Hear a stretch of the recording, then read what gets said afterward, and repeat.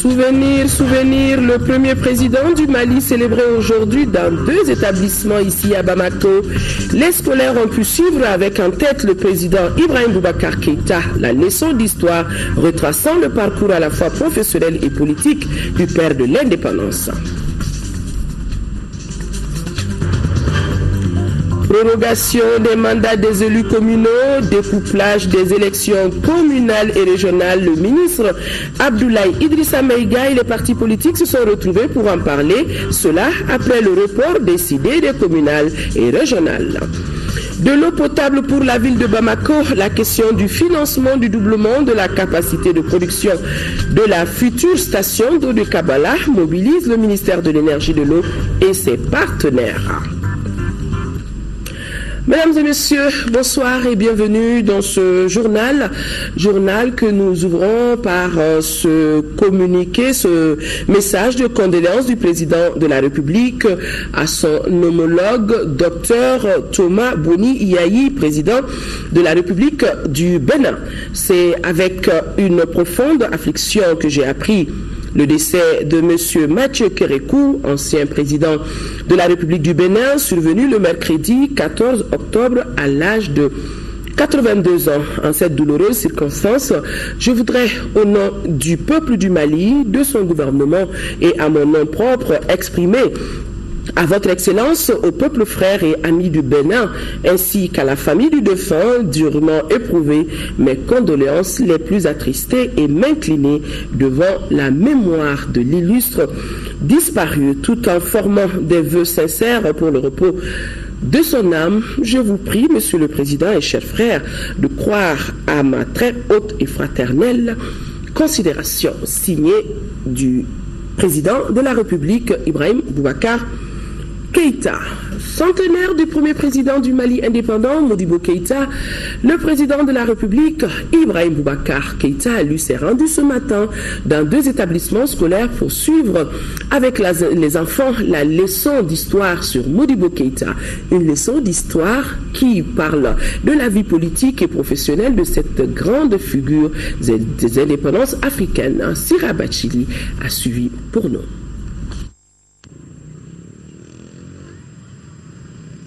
Groupe scolaire Mamadou Konaté, un jeudi exceptionnel avec un cours particulier en classe de 6e année AC. Le président de la République Ibrahim Boubacar Keïta vient partager la leçon modèle sur Modibo Keïta, premier président du Mali indépendant. L'instituteur a enseigné ici à l'école Mamadou Konaté en 1936. Un fait du hasard, 1936, c'est également le nombre d'élèves de cet établissement scolaire. Ils ont tous suivi une leçon modèle sur l'homme. Qui est sur cette photo que vous avez regardée? Qui est sur cette photo que vous avez regardée? Cham? Modibo Keïta est sur cette photo. Très bien, Modibo Keïta est sur cette photo. Très bien, donc aujourd'hui nous allons voir en histoire Modibo Keïta.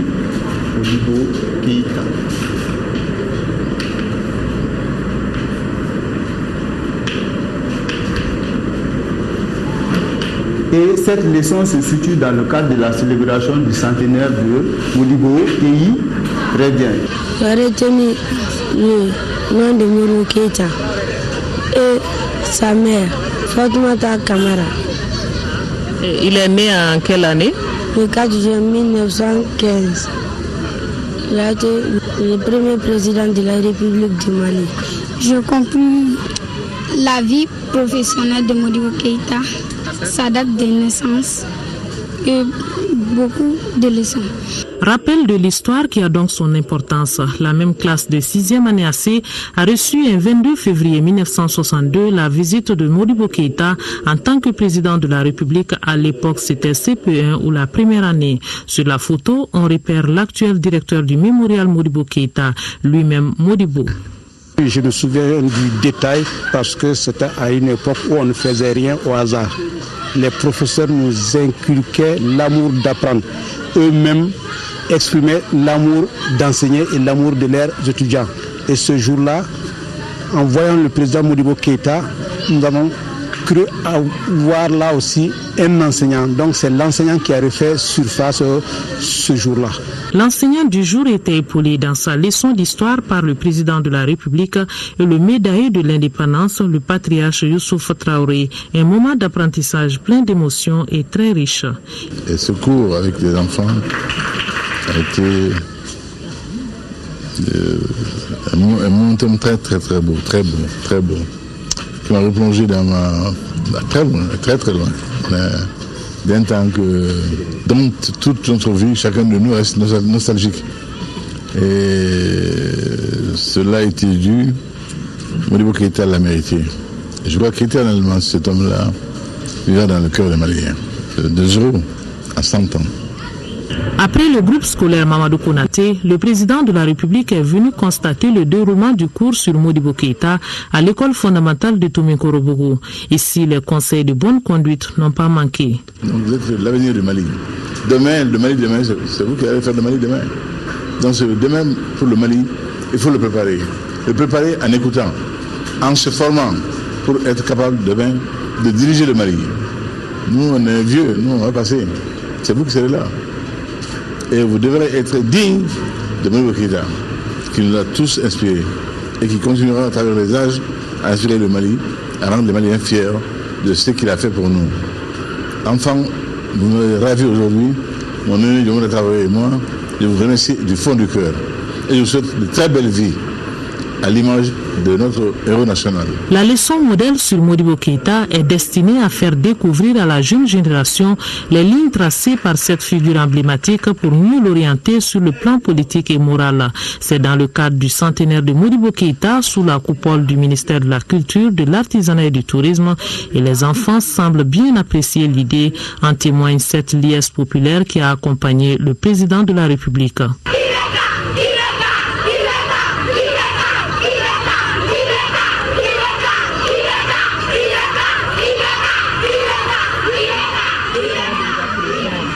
Ne kuma deli ka président n kɛlen ka y'a diyara n ye wa ye nin sɛbɛn kan n'a diyara n ye.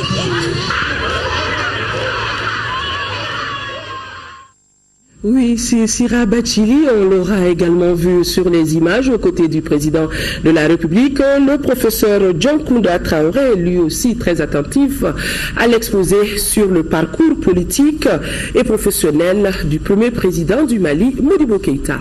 Modibo Keïta, un grand homme qui a marqué l'histoire par sa bravoure et son amour pour le Mali et pour toute l'Afrique. Un modèle à suivre selon le président Ibrahim Boubacar Keïta. Il est au micro de Sira Bachili. Allahumma salli ala sayyidina Muhammad wa ala alihi wa sallim. Salam alaikum wa rahmatullahi wa barakatuh. C'était un moment de grande émotion, chacun l'aura compris. Ici ce matin, il s'agit de rendre hommage à des hommes et des femmes de mérite établis avec eux. Tout a été dit du président Modibo Keïta. Je crois que de tout ce qu'on a dit de l'homme, la plus belle dédicace qui restera pour la postérité sera Modibo Keïta enseignant. On a voulu le désobliger, on a cru le désobliger en le disant à sa mort. Mais quelle mort glorieuse! En cela même déjà, il était le vainqueur de ses bourreaux. Telle le veut l'histoire. Vous savez, dans la vie politique, quelquefois, il y en a des petitesses qui ne grandissent pas, évidemment, et que l'histoire se charge d'embellir, contrairement à ce que l'on a voulu que ce fût. Madame Modibo Keïta était l'incarnation du Mali, du rêve de tous les Maliens. Grand, beau, fort, intelligent, très structuré, très structuré. Si vous reprenez, je crois qu'il y a ici parmi nous les grammairiens, l'analyse d'un texte de Modibo Keïta, vous y trouverez tout l'homme. Surtout, ce que vous trouverez dans Modibo Keïta, à le lire, c'est ce souci constant, consubstantiel, de passer un message de manière intelligente, pédagogique, didactique. Car je ne sais si déjà en ce moment-là vous avez lu Makarenko, mais c'est cela, Modibo Keïta, tellement incarnant tout son être dans la splendeur de sa dignité. Et on dit que est-ce légende de vérité? Le général de Gaulle aurait dit que le seul président africain pour lequel je n'ai pas à me baisser pour le saluer, qui respire à ma hauteur, c'est le président Modibo Keïta. Homme de dignité, d'honneur absolu, il fut. Et je crois que à sa suite, nous pourrons tous labourer notre sillon, mais rarement nous pourrons atteindre le bout du champ comme il le fit. Ici ce matin, on l'évoque, on le célèbre dans cette école qu'il a vue donner son talent en même temps que le fondateur de l'école rurale, le père Madou Konaté, mon grand-père Madou Konaté, Saint-Père pour les anciens. Mon père Youssouf et Youssouf sont là, qui m'a appelé autrement, Saint-Père, qui savait recevoir en son appartement parisien, qui était devenu une sorte de Mecque, de Vatican, où se retrouvait toute l'Afrique, sociaux de l'Afrique. Car il était le coordonnateur, le rassembleur de l'ensemble de la famille du RDA. On allait chez le Saint-Père, prendre le conseil, s'informer et prendre la bonne direction. Toute cette appellation de Saint-Père collée à Madou Konaté. Dors en fait, fils de Cheblimba, j'ai mérité de la patrie. Bon, vous savez, c'est toujours difficile de parler de soi, parce que ici on a évoqué ce matin la mémoire d'un homme sans dire son nom, en 58 qui a donné le nom de Madou Konaté à cette école-là. Il s'agit de mon papa, appelé Senghare. Je l'ai connu en cure courte. J'avais 13 ans, j'étais 12 ans et demi, j'étais à Forbach, en Alsace, quand il est arrivé là en mission de ministre malien de l'éducation nationale. Et pendant toute ma scolarité, j'ai porté la montre japonaise qu'il m'avait offerte.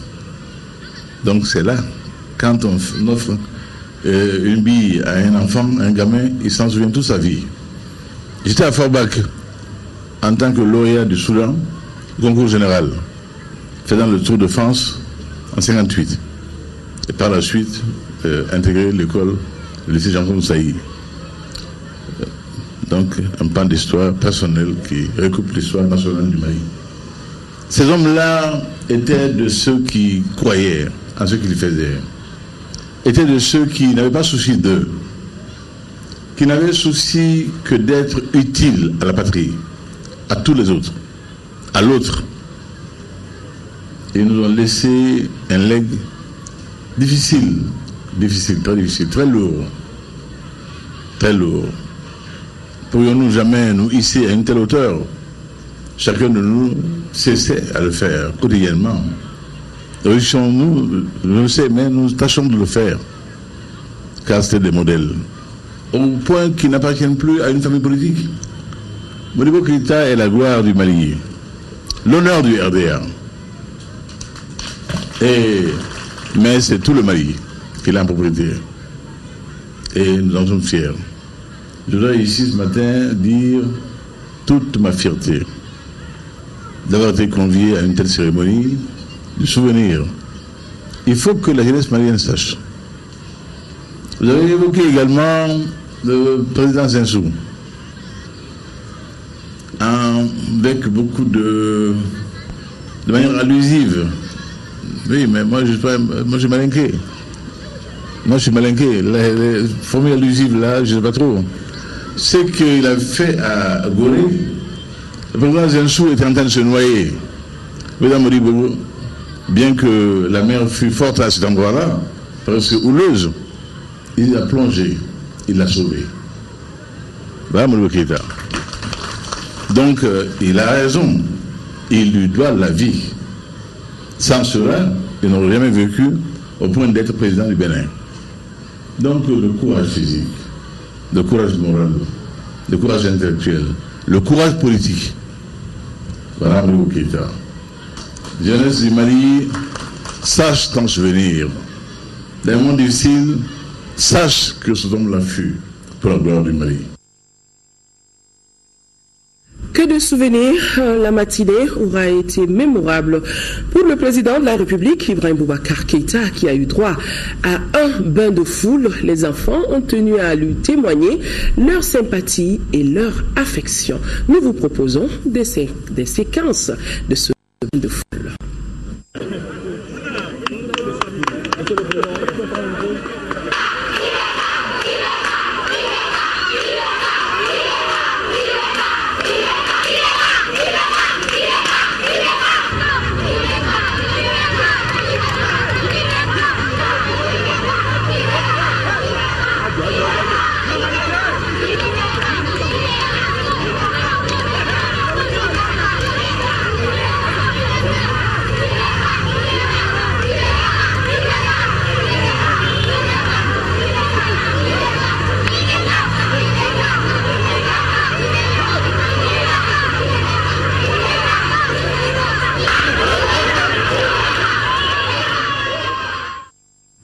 Nous vous proposerons demain l'interview de l'UMRDA et de la directrice du CAP du centre commercial dans nos éditions de demain. Et ce soir, nous serons à mesure de vous proposer le président Ibrahim Boubacar Keïta dans son témoignage, n'a pas manqué de rappeler les relations entre le Mali et l'Afrique du Sud, les amitiés entre Modibo Keïta et Nelson Mandela Madiba, à qui il a rendu un vibrant hommage. Extrait que nous allons pouvoir vous proposer au cours de ce journal. Une délégation de la Troïka a été reçue à la primature ce matin. C'était pour discuter avec le Premier ministre, chef du gouvernement, de certains points qui seront abordés à la conférence de Paris du 22 octobre prochain. Parmi ces points, le processus de mise en œuvre de l'accord de paix et la réconciliation. Les partenaires techniques et financiers de notre pays disent le soutenir pour un retour définitif de la paix. Gage de développement. Khadija Toukone était à la primature. En prélude à la conférence internationale sur la relance économique et le développement du Mali, prévue le 22 octobre prochain à Paris, les partenaires techniques et financiers de notre pays ont eu avec le chef de gouvernement une réunion de haut niveau. Ils se sont penchés sur 3 points. D'abord, la mise en œuvre des réformes foncières. C'est un point de justice. C'est un point aussi d'équité. C'est un point important aussi pour la cohésion sociale. Et puis c'est aussi nécessaire au développement économique. Un investisseur étranger qui veut construire une usine, il faut que le titre foncier qu'il va avoir soit validé, certifié. Donc c'est un élément de confiance aussi de la communauté internationale. Derrière, il y a les droits des gens, il y a les questions de justice, il y a aussi des formes de délinquance qu'on vient de combattre. Il faut un retour définitif de la paix pour un développement meilleur. Le processus de mise en œuvre et de suivi de l'accord pour la paix et la réconciliation a été également abordé au cours de cette réunion.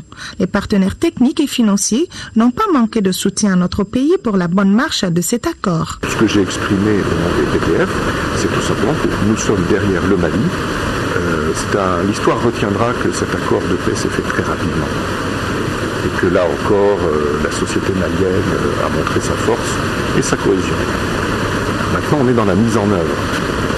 Et comme vous le savez, le diable est dans les détails, donc il faut que cette mise en œuvre soit impeccable. Et le message que je voulais passer, c'est tout simplement un message de soutien.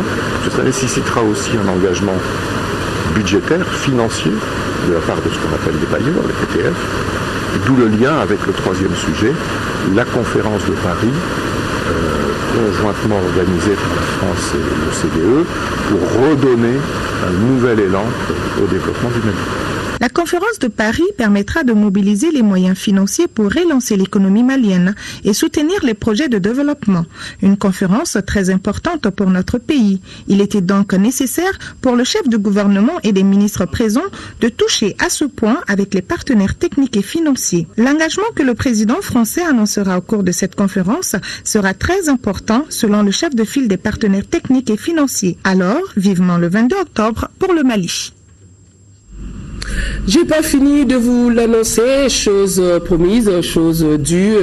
La matinée d'aujourd'hui aura été une matinée plus que mémorable pour le président de la République, Ibrahim Boubacar Keïta, qui a profité de cette tribune de souvenir pour rappeler les relations entre le Mali et l'Afrique du Sud, les amitiés entre Modibo Keïta et Nelson Mandela, à qui il a rendu un vibrant hommage. Suivons ce témoignage. Le président Mandela, Maliba est venu au Mali dès sa sortie de Robben Island. Ici, le président Konaré m'a dit écoute, tu seras son cicerone, son guide. Ce que je fis avec plaisir. 3 jours au côté de Maliba valent des années d'université. Et ces 3 journées valurent cela.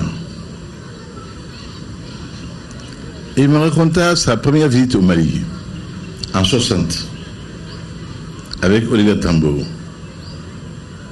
Je vous passe les détails parce que ce n'est pas toujours très glorieux à l'endroit de certains de mes pères.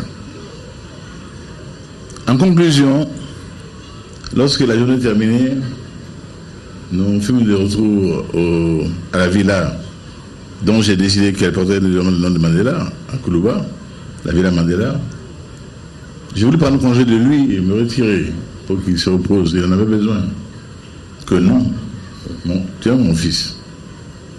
Parce que si mon fils aîné avait vécu, il aurait ton âge. Parce que je sais que mon fils, mon puiné, à l'âge du président Konaré, donc est moins âgé que toi. Tu es mon fils. On monte ensemble. Me voici embrassé dans la chambre du président Maliba. Voulu me charger, toujours dans le scrupule de notre éducation. Non, mon fils, assieds-toi sur mon lit. Je suis assis sur le lit. Son jeune valet de chambre, un jeune Africain, sud-africain blanc, dont je savais le dévouement au regard seulement, l'admiration, la dévotion même. C'est son travail. Et ça, voici Madiba en peignoir, toujours de classe, assis et moi à côté. Mon fils, lorsque nous sommes venus au Mali, nos premiers interlocuteurs ne nous ont pas cru quand nous n'avons pas fait bon accueil, surtout quand nous avons décliné l'objet de notre visite au Mali. Nous avions à l'époque décidé à notre congrès Dar es Salaam, d'aller en lutte armée, toutes les autres voies certains avérées infructueuses. Nous n'avons rencontré que des colibés. Comment vous osez entraîner le peuple de l'Azanie dans une telle aventure? Avec quelles armes allez-vous affronter l'armée la plus puissante d'Afrique? Avec des bâtons, avec des pierres? Non, c'est ridicule. Tout le monde n'a pas de temps à perdre à ça.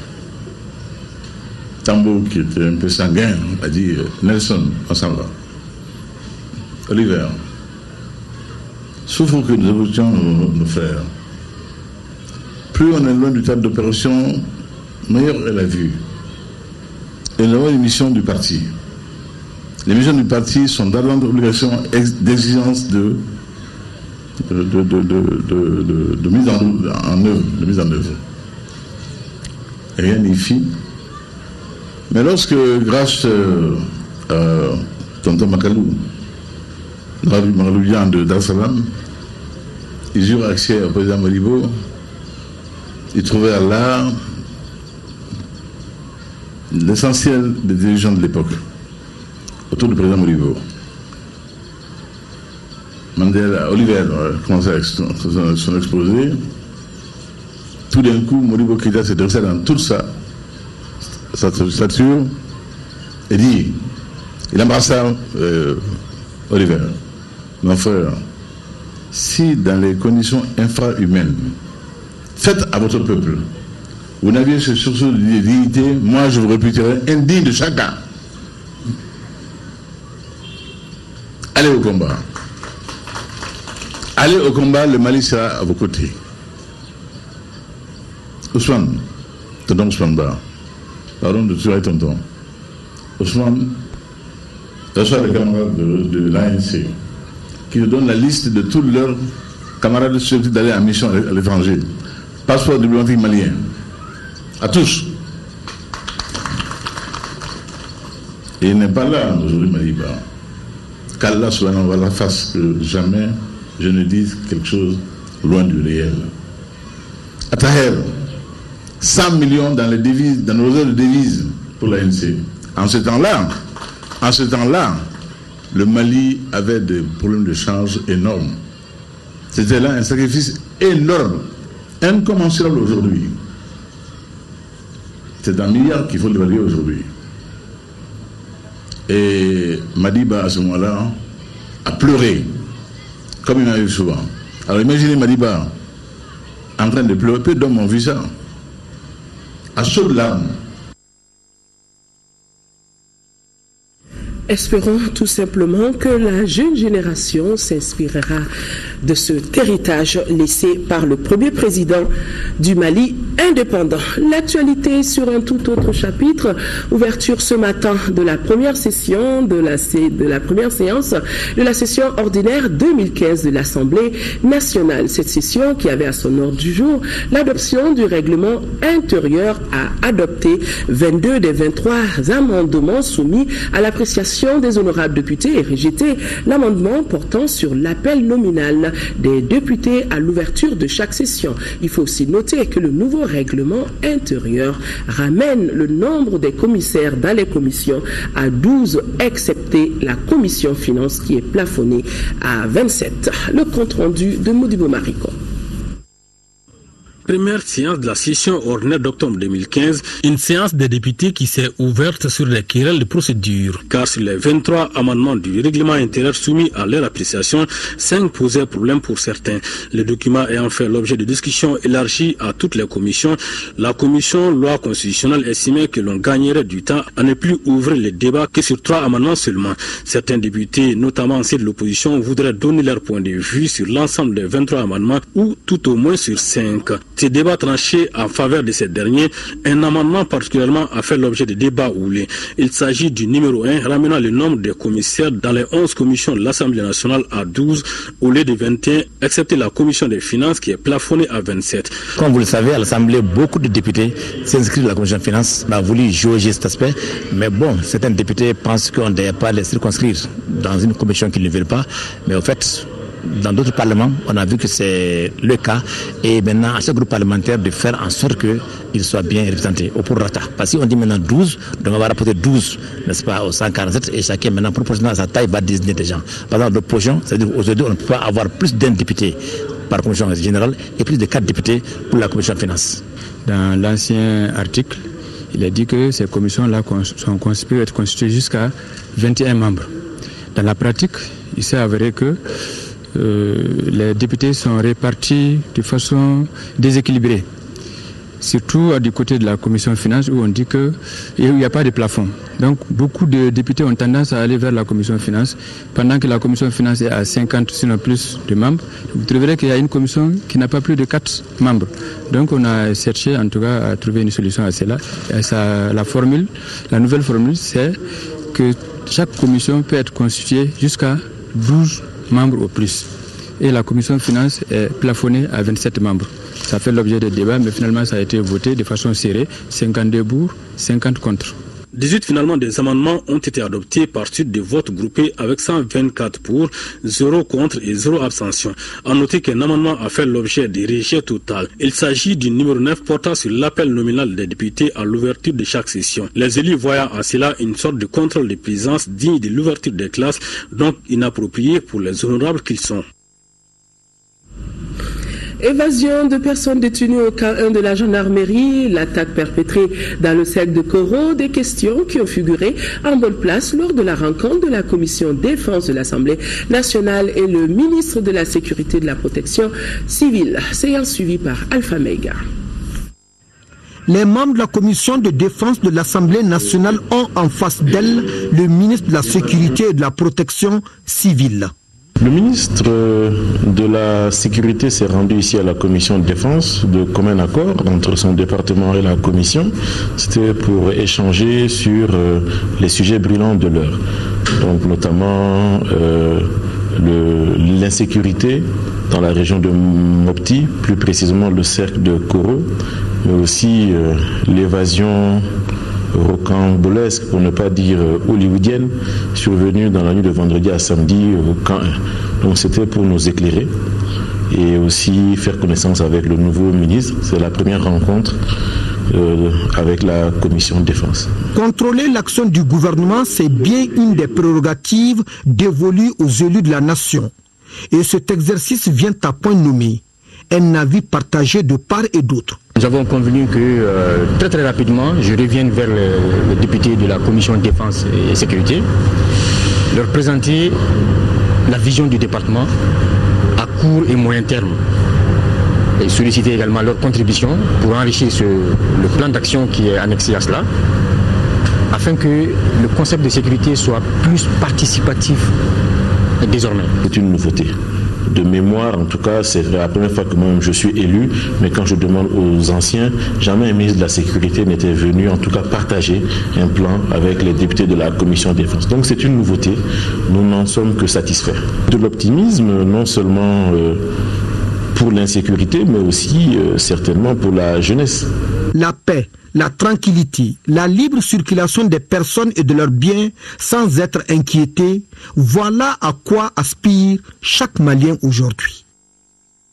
Le président du Conseil économique, social et culturel a lui rencontré les représentants des forces vives pour une prise de contact. Du coup, il a transmis à ses invités le message du président de la République pour leur contribution à l'effort de développement du Mali. Mariam Sagara, compte rendu.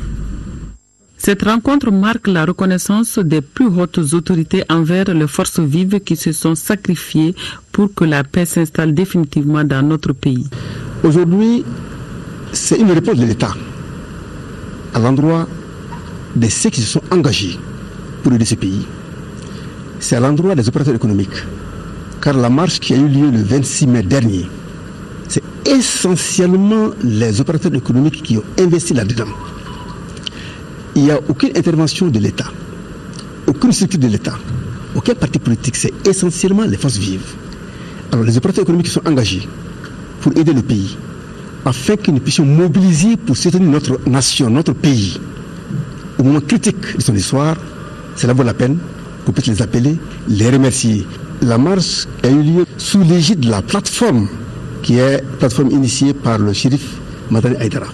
Le Conseil économique et social, c'est le creuset de la société civile. Le Conseil économique et social représente 80% des forces nourricières de ce pays-là. Si certaines franges de notre institution se distinguent, nous sommes obligés d'informer qui des droits. Et cela est nécessaire. C'est pour vous encourager à persévérer dans ce que vous êtes en train de faire. C'est grâce à vous que nous pouvons prétendre à la stabilité et à une paix durable dans ce pays-là. Ce groupement des forces vives s'engage dans d'autres actions pour éviter au Mali les pages noires qu'il a connues. Le président du Conseil économique, social et culturel a apporté son soutien aux opérateurs économiques, aux transporteurs et aux syndicats, tout en leur remettant un guide d'une importance capitale pour leur entreprise. Je vous le disais dans les titres, ouverture aujourd'hui à Bamako des travaux de la table ronde autour du financement de la deuxième tranche du projet d'alimentation en eau potable de la ville de Bamako, et cela à partir de la station de Kabala. Un projet qui va doubler la capacité de production de la future station d'eau de Kabala avec un volume de plus de 289 000 mètres cubes d'eau par jour, et cela à l'horizon 2020. Daouda Sidiki Diarra. L'accès à l'eau potable est une problématique qui sévit toujours à Bamako. Après des échanges sur l'état d'avancement de la première phase du projet d'alimentation en eau potable de la ville de Bamako à partir de Kabala, l'heure est venue pour le gouvernement et ses partenaires techniques et financiers de se réunir autour du financement de la deuxième tranche des travaux du projet afin d'assurer un accès durable à l'eau potable des populations de la capitale et environ. Il s'agira aujourd'hui la présente table ronde de chercher à nous inscrire dans une démarche prospective de développement conformément aux 10 schémas directeurs afin d'asseoir la cohérence entre la demande en eau et les besoins d'investissement subséquents. Face à la montée démographique, le déficit actuel en eau potable est estimé à 150 000 mètres cubes d'eau par jour. C'est dire que les 144 000 mètres cubes d'eau par jour attendus durant cette première phase du projet ne pourraient pas répondre à la demande. C'est pourquoi nous devons maintenir la cadence en termes de mobilisation des financements en vue de rester dans la dynamique d'offrir l'eau potable au plus grand nombre des populations urbaines. Le développement des infrastructures d'accès à l'eau potable des centres urbains en général et de la capitale en particulier a connu pendant près de 25 ans un faible niveau d'investissement.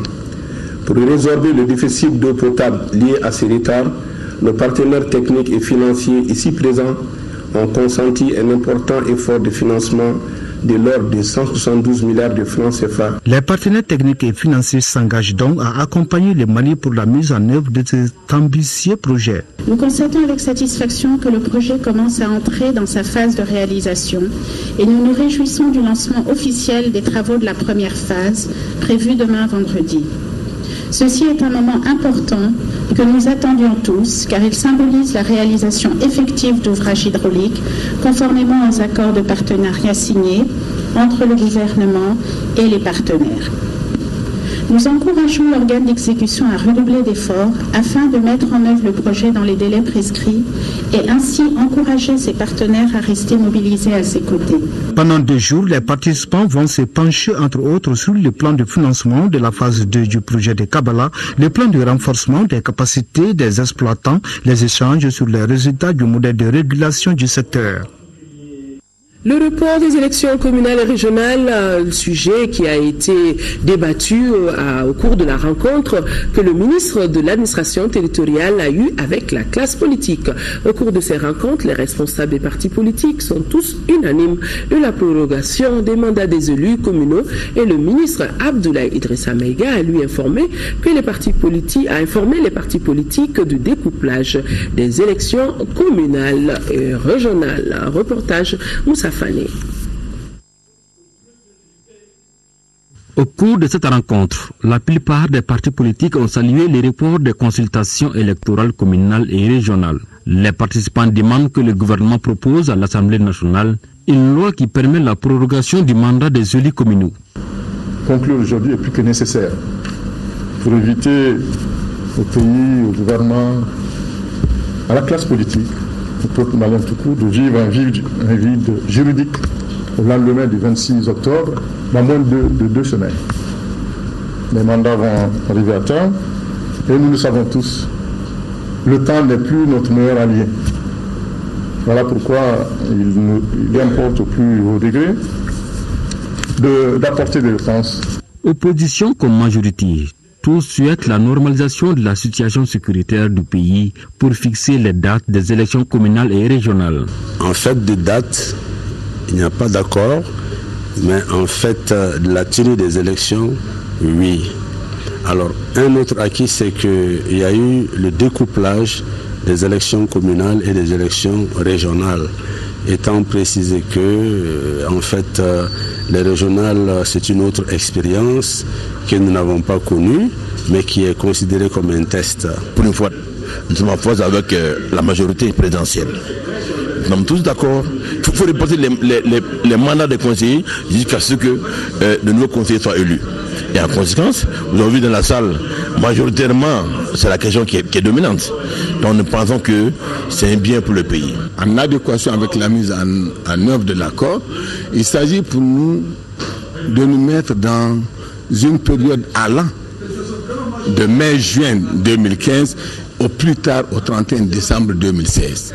Donc dans ce cadre-là, tout doit être mis en œuvre pour que les dispositions soient prises pour organiser les élections. Cela suppose également qu'on peut organiser les élections avant le 31 décembre 2016. Et une fois que la situation va s'améliorer, nous pensons qu'en toute objectivité, en toute responsabilité, la classe politique se retrouve et nous allons avoir des dates bien précises. Le ministre Maïga a salué l'initiative des formations politiques. Une élection, ce n'est jamais une illusion. L'échéance doit toujours être fixée. Dans les grands pas temporels, nous venons de dire à peu près quel est le pas de temps que nous donnons, dans lequel on va essayer de nous organiser pour nous inscrire, pour organiser ces élections. Et comprendre que l'élection n'est jamais une illusion, dans la mesure où l'échéance, même repoussée, un jour viendra. Le moment fatidique sonnera toujours.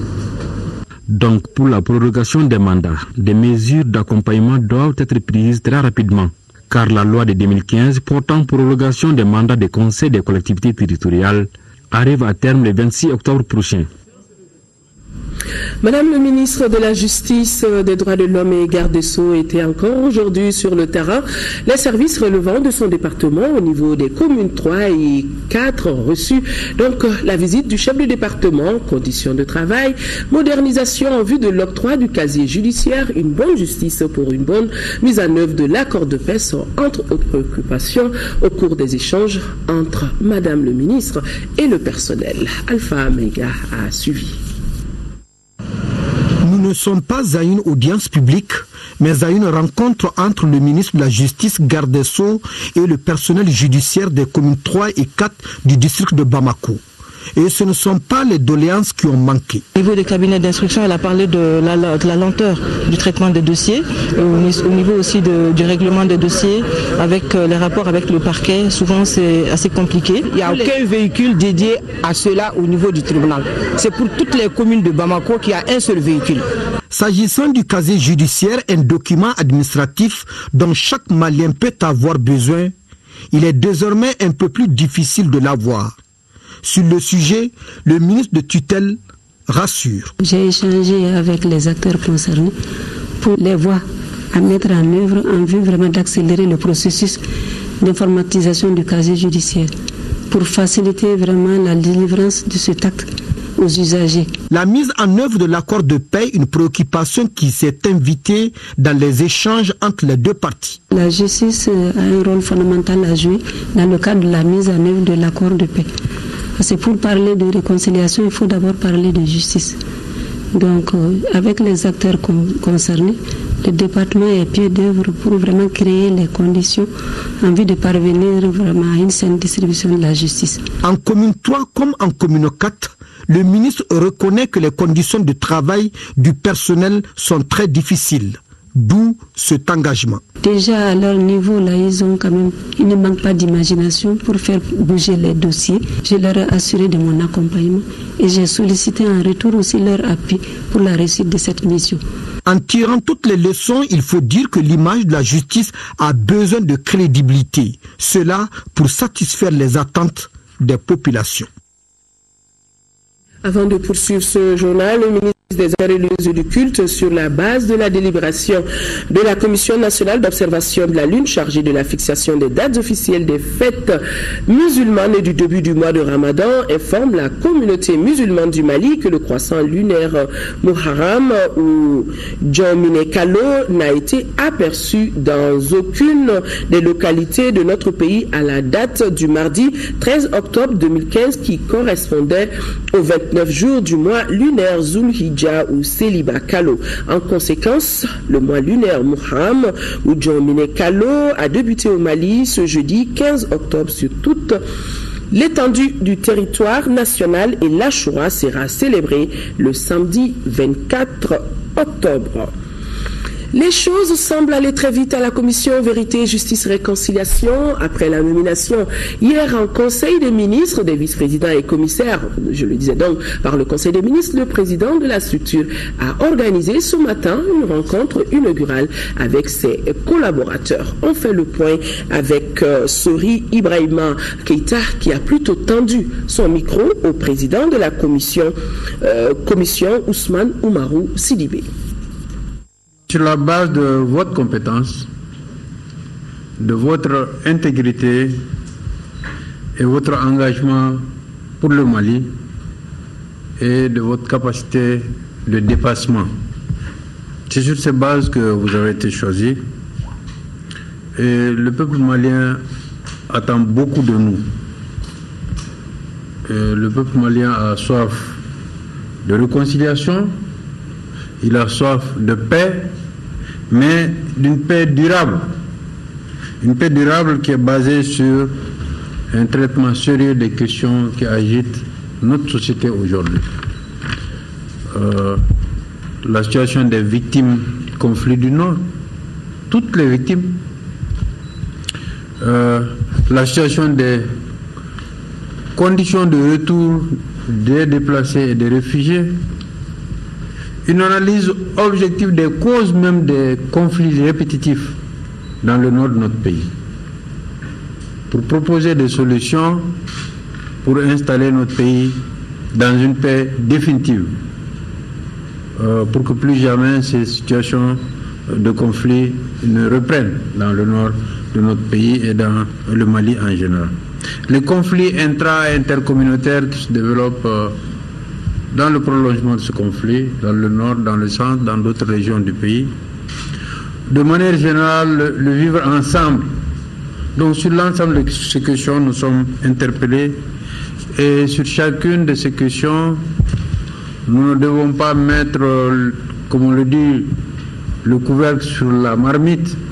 Nous devons discuter sérieusement de ces questions pour pouvoir aboutir à ce que je pourrais appeler une reconstruction du tissu social, une reconstruction du vivre ensemble. Bref, une reconstruction de notre contrat social. Je crois que c'est à cela que nous sommes appelés aujourd'hui.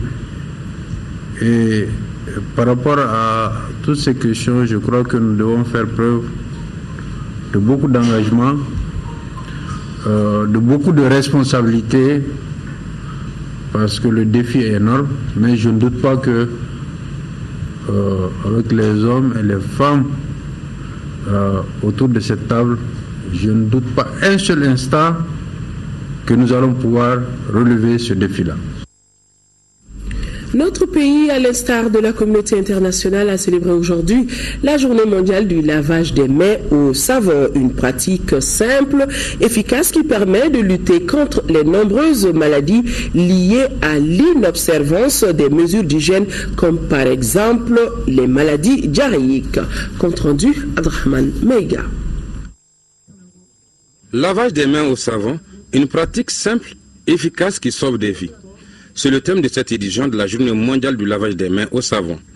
Initiée en 2008 par l'Organisation des Nations Unies, la Journée internationale du lavage des mains au savon est une occasion pour les décideurs de sensibiliser les communautés sur l'importance du lavage des mains au savon. Se laver les mains au savon, à des moments cruciaux, présente d'énormes avantages pour la santé.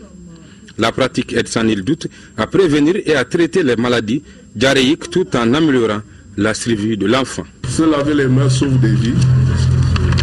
C'est très simple, surtout si c'est fait au savon. C'est tellement simple qu'on peut ne pas y croire. Mais pourtant, c'est ce qu'il faut faire tous les jours. Et parfois plusieurs fois par jour. Même surtout plusieurs fois par jour. Malgré son importance, le lavage des mains au savon constitue encore un enjeu majeur dans notre pays. Selon l'enquête démographique et de santé réalisée en 2013, seulement 37,2% des ménages disposent d'un dispositif de lavage des mains et 22% de toilettes améliorées.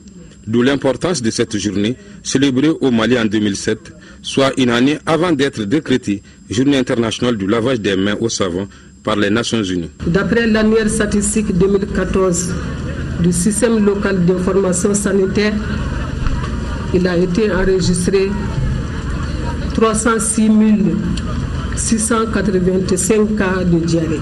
Et la tranche d'âge la plus touchée naturellement est celle des enfants de moins de 5 ans, avec 199 326 cas, soit 65%. C'est compte tenu de tous ces dangers que la responsable du département de la santé et de l'hygiène publique invite les communautés à faire du lavage des mains leur quotidien, ce qui permettra au Mali d'atteindre les objectifs du programme de développement sanitaire et social et les objectifs du développement durable.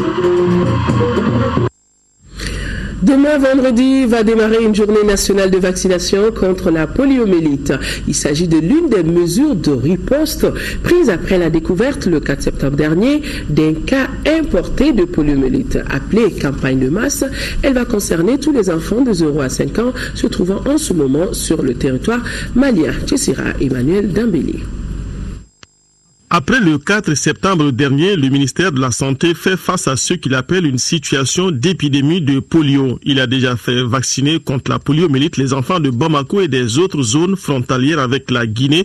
Et ce n'est pas tout. Du vendredi 16 au lundi 19 octobre 2015, tous les enfants se trouvant sur le territoire malien seront vaccinés contre cette maladie, soit plus de 7 millions de sujets. Il s'agit des enfants de 0 à 59 mois, les enfants âgés de 0 à 5 ans. Donc ils sont concernés par cette présente campagne de masse. C'est pour venir renforcer le peuple de routine. Chaque année, le Mali et ses partenaires investissent des millions et des millions de francs CFA dans le programme élargi de vaccination pour protéger les enfants contre certaines maladies, parmi lesquelles la poliomyélite. La campagne qui démarre vendredi adoptera la même stratégie que les précédentes. Il s'agit de porte en porte. Donc les vaccinateurs, ils passent de ménage en ménage. Donc pour toucher toutes les cibles de cette campagne. Donc c'est-à-dire les enfants de 0 à 59 mois. Il peut y avoir des stratégies novatrices. L'apparition de cas isolés de poliomyélite et la nécessité des campagnes de masse font ressortir les problèmes que rencontre le programme élargi de vaccination. En fait, la plupart des enfants maliens ne se font pas vacciner correctement pendant leurs premiers 11 mois. Et c'est ça qui explique l'organisation de cette campagne. Si tous les enfants maliens sont vaccinés à 90%, on n'aura plus besoin d'organiser des campagnes parce qu'ils seront protégés. Donc c'est pour ça qu'il serait important, au-delà de l'organisation de ces campagnes, de faire en sorte que la culture de la vaccination de routine gagne toute la population malienne, y compris les agents de santé et les parents. Les protecteurs des enfants rassurent, les enfants maliens sont vaccinés avec des vaccins de bonne qualité et si ceux-ci sont gratuits, c'est parce que l'État et ses partenaires les prennent en charge. Dès que le vaccin est fabriqué, il est testé par l'OMS. Si l'OMS dit que ce vaccin est de qualité, c'est d'abord en ce moment qu'on peut l'amener, on peut le vendre. La firme peut vendre le vaccin. Mais lorsque le vaccin arrive, il voyage dans des conditions bien précises, de chaîne de température bien précises. Donc tout est mis en œuvre pour que le vaccin soit conservé dans de bonnes conditions afin qu'il conserve son efficacité. Et il est important de préciser ici que le Mali fait partie des premiers pays à développer une politique financière pour acheter lui-même ses vaccins. Et chaque année, la ligne budgétaire est bien fournie et le Mali achète lui-même certains vaccins qu'on appelle des vaccins traditionnels. Avis donc aux parents, la campagne démarre vendredi et prend fin lundi prochain.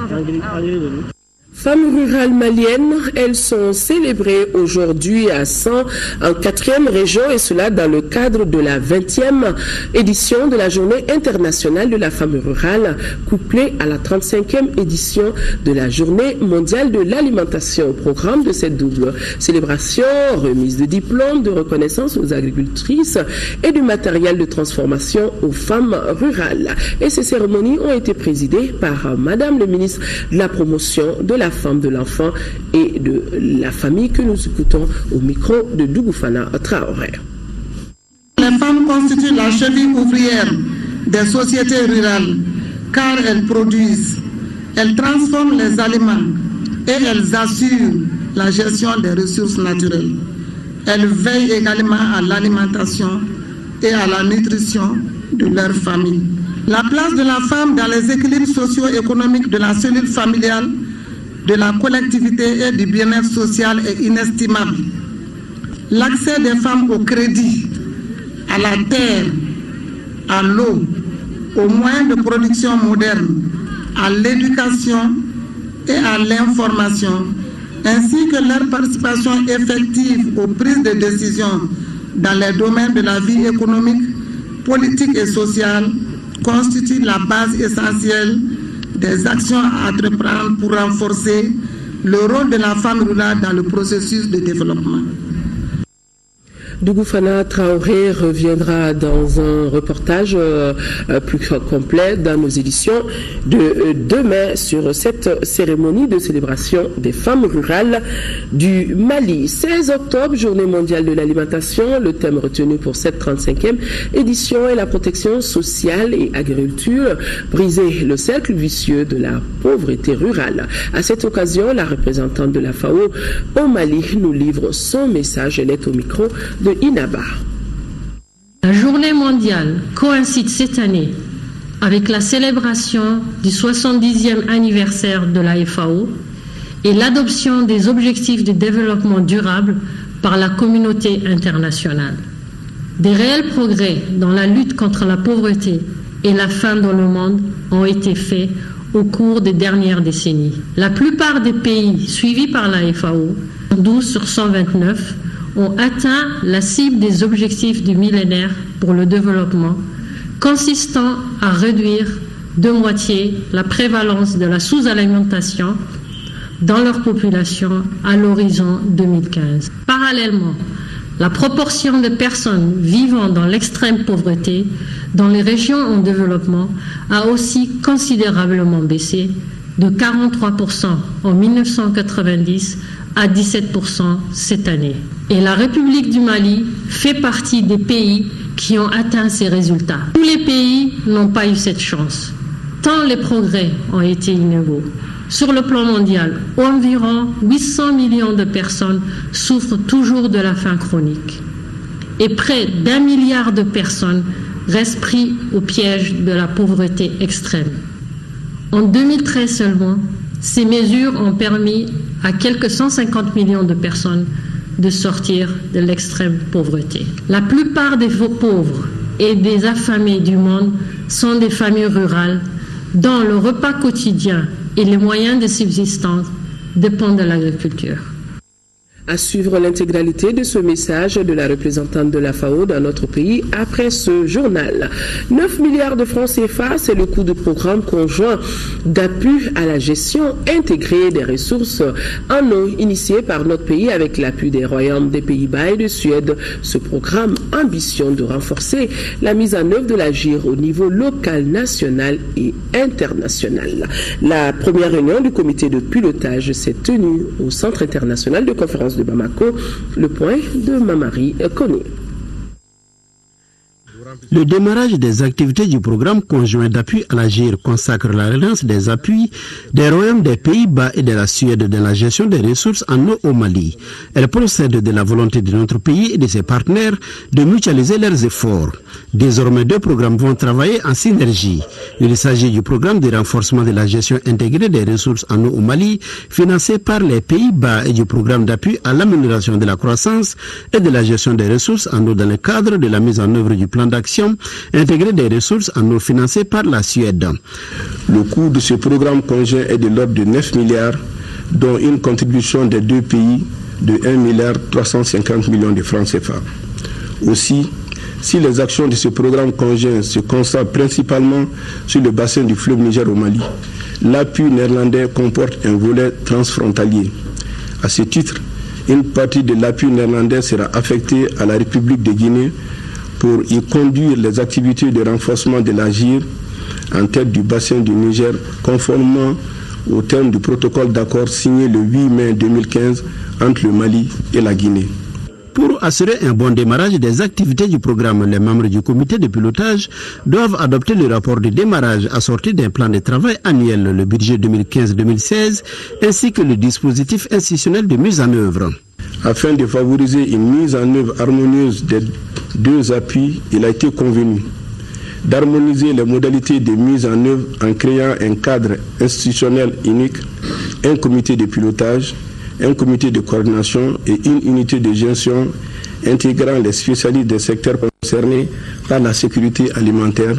Les royaumes des Pays-Bas et de la Suède reconnaissent qu'il faut une synergie d'action pour une meilleure gestion des ressources en eau. Les défis, c'est évident, sont très grands et pour cela, nous estimons qu'il sera utile de tenter, dans le contexte de ce comité de pilotage, de déjà faire quelques premiers pas et de tenter de définir quelles sont les vraies priorités pour les 6 mois, les 12 mois à venir.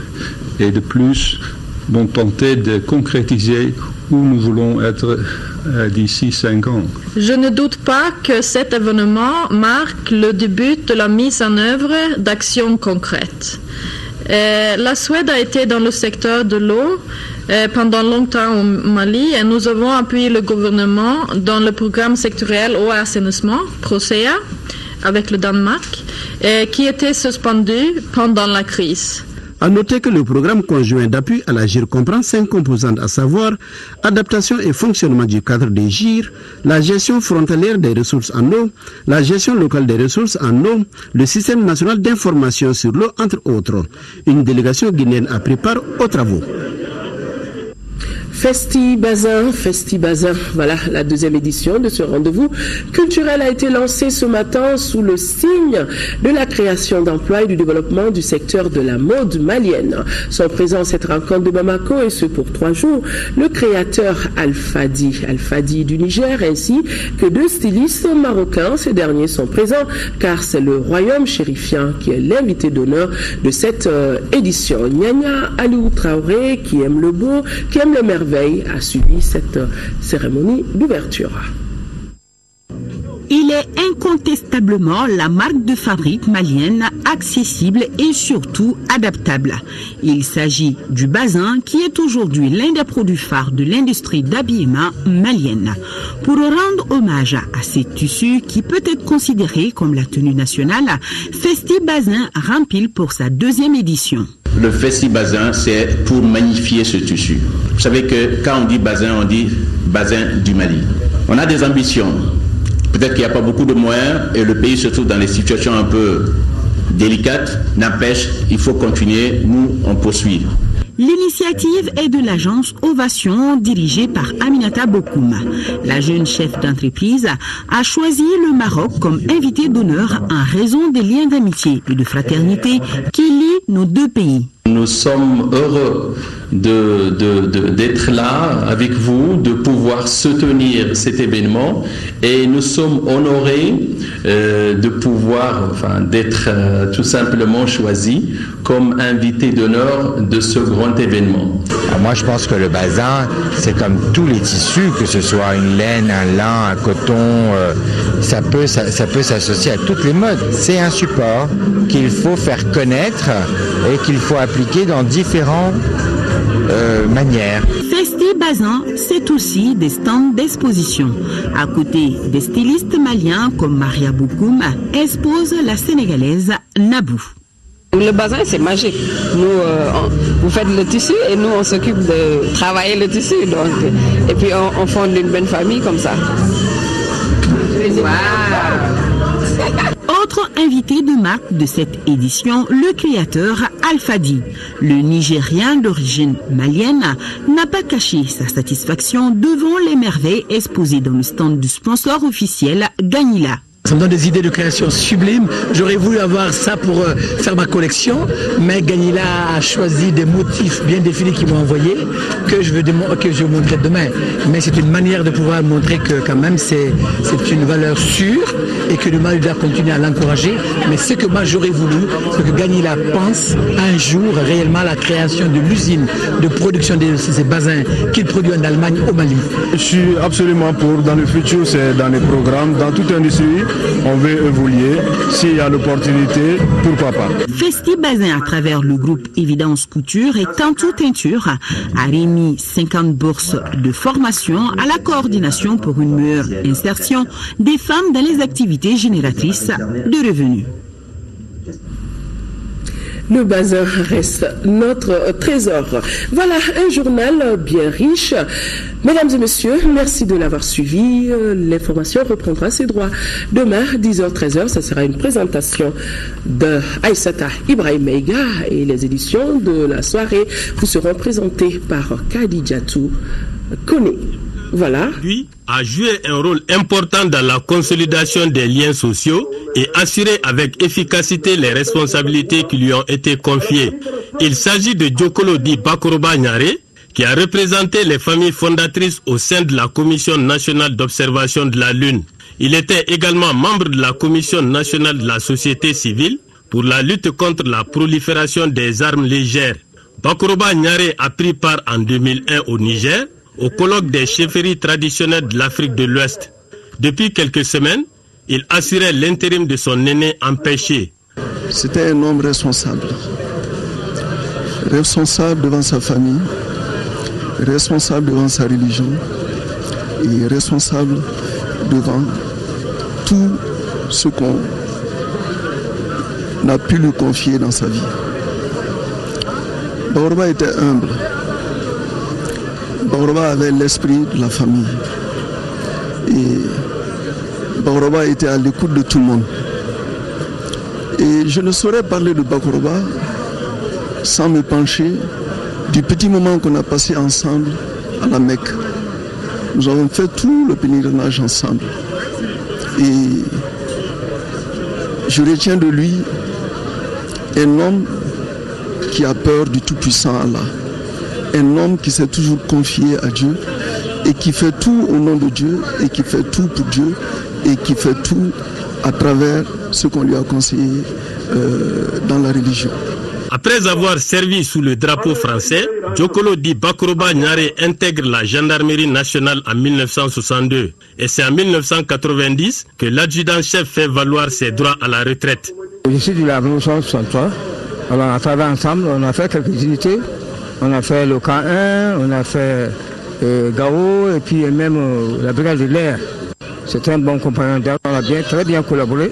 Il était fort de caractère, il n'était pas méchant aussi, ni rancunier. Bon, je l'apprécie beaucoup. La perte d'un patriarche est énorme selon le président de la République Ibrahim Boubacar Keïta. Aujourd'hui un patriarche, c'est la volonté de Dieu. Nous sommes venus l'accompagner pour son dernier voyage.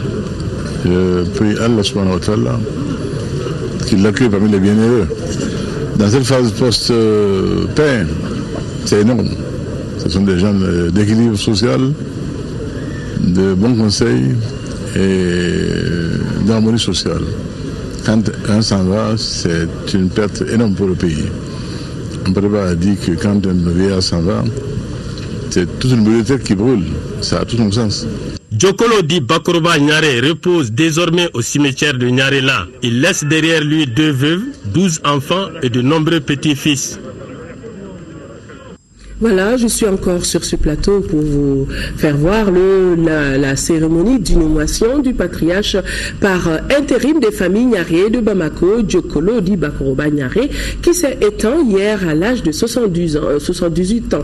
Ce grand homme, après une carrière dans le métier des armes, a véritablement assumé les responsabilités à lui confier par les familles fondatrices de Bamako. Les siens lui ont rendu, vous venez de voir les images, un ultime hommage, c'était cet après-midi après-midi avant de l'accompagner à sa dernière demeure au cimetière de Nyarela. Le président de la République, Ibrahim Boubacar Keïta, a tenu à être présent à cette cérémonie d'adieu.